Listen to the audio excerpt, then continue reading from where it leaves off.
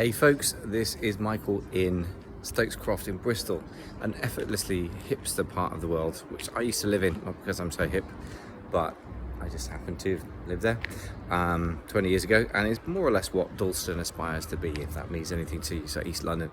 I'm looking at what I thought was going to be a phone shop based on my Google Maps because of this, right? This clearly is the ending of if you're not watching the video, this is a video where I'm showing the end of my iPhone cable that's suitable for plug into a computer but not into an iPhone. I had an adapter, I lost it, I'm looking for a place I can buy it. This is the third place in Bristol I've looked at that's allegedly a phone shop, and of course this one is like this, plant-based deliciousness, and so it's like quintessential Stokescroft thing, very Bristol, of vegan and graffiti. The second place, so this is the third place of three that I've tried. The second place had also turned into a rather nicer looking vegan or sort of, hipster restaurant. The first place looked like a phone shop, but it was shut, even though it said open till 7 p.m. It's now 6 p.m. shut already.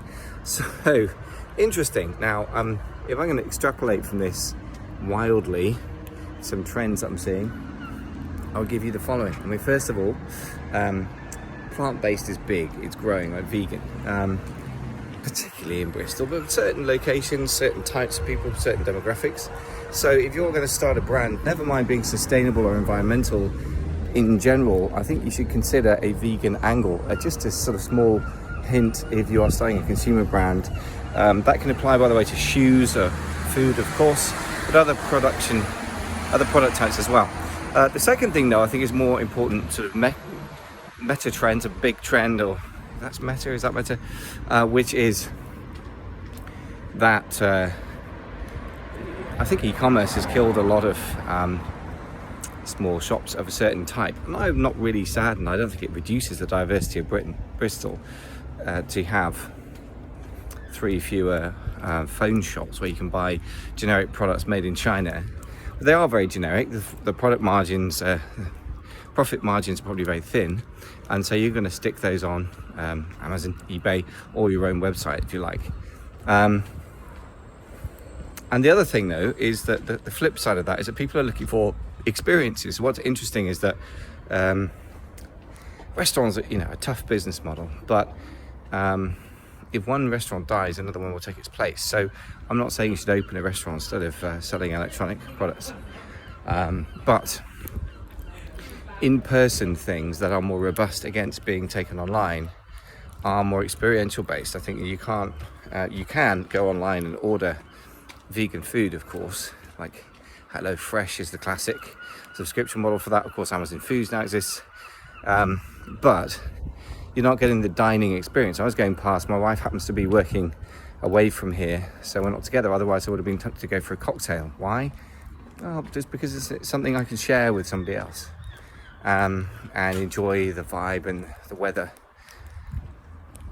So I'm not sure exactly what to take away from that in a specific business segment, except that if you sell electronic things, probably competing very greatly with a ton of people from China, I would just not do that as a segment. I just wouldn't enter it at all. So what do we take away from this? I think really 3 things. The first one is interesting to see people talk about the death of the high street. I think that's quite right. Retail may be suffering, but depends how you define retail. If you're selling plant-based food or a restaurant experience, that seems to be going quite well. That's the first thing. So selling an experience where beforehand you might have just sold products, because of course the second trend that you're seeing is of course that more and more commerce is going online. Now, I think it's very important to have a reality check. In Britain, I believe the percentage of retail that is online is somewhere around the 30% mark, and I think the adoption curve, or the speed of adoption, is going to be slowing down a lot because the pandemic was such a crazy time. We get a reversion to the mean thing going on here. So 2021 to 22, there was actually a slight drop for the first time ever in e-commerce adoption, and 2023 is been a pretty slow growth relative to 22. That makes sense to me, but what we can learn perhaps by combining the two is not to sell electronics online.